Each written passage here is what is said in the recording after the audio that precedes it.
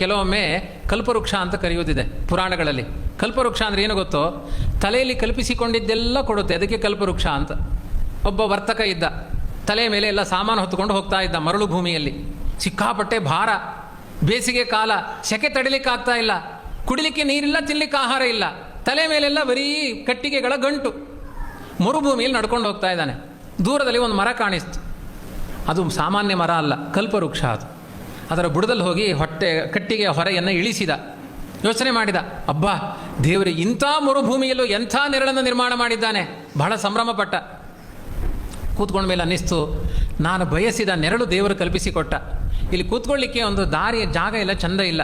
ಒಂದು ಕೂತ್ಕೊಳ್ಳಿಕ್ಕೆ ಮಂಚ ಏನಾದರೂ ಸಿಕ್ಕಿದರೆ ಎಂಚ ಅಂತ ಯೋಚನೆ ಮಾಡಿದ. ಮಂಚ ಬಂತು. ಅದು ಕಲ್ಪವೃಕ್ಷ ಕಲ್ಪಿಸಿಕೊಂಡದ್ದೆಲ್ಲ ಕೊಡುತ್ತೆ. ಮಂಚದಲ್ಲಿ ಕುಳಿತ. ಹಾಗೆ ನಾನು ಯೋಚನೆ ಮಾಡಿದ ತಕ್ಷಣ ಮಂಚ ಬಂತಲ್ಲ, ನನಗೆ ಕುಡಿಲಿಕ್ಕೆ ಏನಾದರೂ ಸಿಕ್ಕಿದರೆ ಚಂದ ಇತ್ತು ಅಂತ ಯೋಚನೆ ಮಾಡಿದ. ಚಿನ್ನದ ಹರಿವಾಣದಲ್ಲಿ ಲೋಟೆಗಳಲ್ಲೆಲ್ಲ ಕುಡಿಲಿಕ್ಕೆ ಬೇಕಾದ ಪಾನೀಯಗಳು ಬಂತು.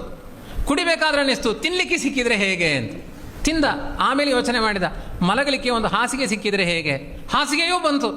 ನಿದ್ರೆ ಮಾಡಬೇಕಾದ್ರೆ ಯೋಚನೆ ಮಾಡಿದ, ಈ ಮರದಲ್ಲಿ ಏನಾದರೂ ಪೆಡಂಭೂತ ದೆವ್ವ ಏನಾದರೂ ಇದೆಯಾ ಅಂತ ಯೋಚನೆ ಮಾಡಿದ. ದೆವ್ವ ಎದುರುಗಡೆ ಬಂದೇ ಬಿಡ್ತು. ಅವನು ಏನು ಯೋಚನೆ ಮಾಡ್ತಾನೆ ಅದನ್ನು ಕೊಡ್ತಾ ಇರುತ್ತೆ ಅದು. ಅಯ್ಯೋ ದೆವ್ವ ಬಂತು, ನನ್ನನ್ನು ತಿಂದುಬಿಟ್ರೆ ಅಂತ ಯೋಚನೆ ಮಾಡಿದ. ತಿಂದೇ ಬಿಡ್ತು, ಕತೆ ಮುಗೀತಿಲ್ಲಿ. ಇದು ಕಲ್ಪವೃಕ್ಷದ ಪರಿಣಾಮ. ನೀವು ದೇವರ ಮುಂದೆ ಜಾಣತನ ತೋರಿಸಲಿಕ್ಕೆ ಹೋಗಬೇಡಿ. ಅದನ್ನು ಕೊಡು, ಇದನ್ನು ಕೊಡು, ಅಷ್ಟೇ ಕೊಡ್ತಾನೆ ದೇವರು. ಮುಂದಿನ ಪರಿಹಾರ ಏನು, ನನಗೆ ಆಯುಷ್ಯ ಕೊಡು, ಕೊಟ್ಟ. ಸಂಪತ್ತು ಕೊಡು, ಕೊಟ್ಟ. ಅದರ ಜೊತೆಗೆ ಚಿಂತೆ ಕೊಡಬೇಡ ಅಂತ ಮತ್ತೆ ಕೇಳಬೇಕು ನಾವು ಎಕ್ಸ್ಟ್ರಾ.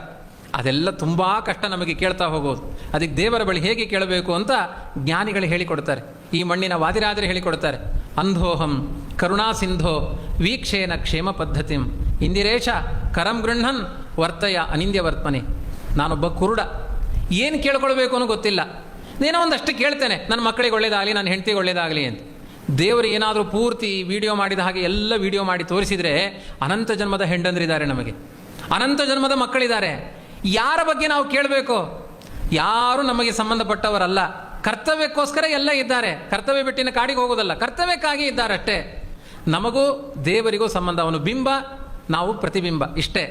ಅದಕ್ಕೆ ನಾನು ಕುರುಡ, ನನಗೇನು ಕೇಳ್ಕೊಳ್ಬೇಕು ಅಂತ ಗೊತ್ತಿಲ್ಲ. ದೇವರೇ, ನಿನಗೆ ಜ್ಞಾನಿ, ನೀನು ಕರುಣೆಯೂ ಇದೆ ನಿನ್ನಲ್ಲಿ, ಕೊಡುವ ಸಾಮರ್ಥ್ಯವೂ ಇದೆ.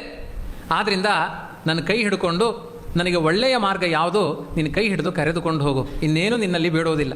ನನ್ನ ಬದುಕಿನ ಎಲ್ಲ ಶ್ರೇಯಸ್ಸುಗಳನ್ನು ನಿನ್ನಲ್ಲಿ ಬೇಡ್ತಾ ಇದ್ದೇನೆ. ನನಗೆ ಯಾವುದು ಒಳ್ಳೆಯದಾಗುತ್ತೋ ಅದರಲ್ಲಿ ನಿನ್ನ ಕೈ ಹಿಡಿದು ಕರೆದುಕೊಂಡು ಹೋಗು ಅನ್ನುವ ಒಂದು ಪ್ರಾರ್ಥನೆ ಮಾಡಿ ನಿಮ್ಮ ಬದುಕು ಬಂಗಾರವಾಗುತ್ತೆ. ಅದು ಬಿಟ್ಟು ಅದನ್ನು ಕೊಡು, ಇದನ್ನು ಕೊಡು ಅಂದರೆ ಕೊಡ್ತಾನೆ ದೇವರು. ಅದರ ಜೊತೆಗೆ ಒಂದಷ್ಟು ಉಪದ್ರವವೂ ಕೊಡ್ತಾನೆ.